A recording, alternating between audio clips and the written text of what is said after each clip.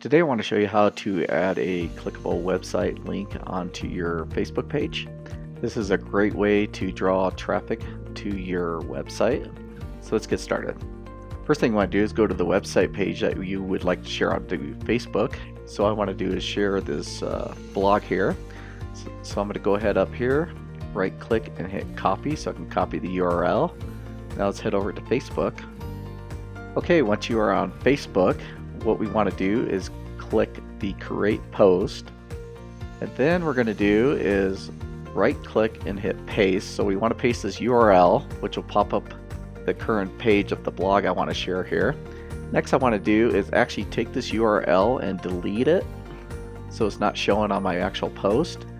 And then let's go ahead and just write something in the post here above. So I'll just say this is my latest blog. And then once I do that, let's go ahead and hit post.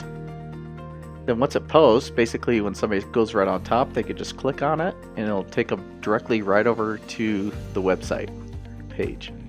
Works pretty slick. So anyways, I hope this helped you out. If it did, hit that like button, share the video if anybody you think this could help them out, and we'll catch you on the next video.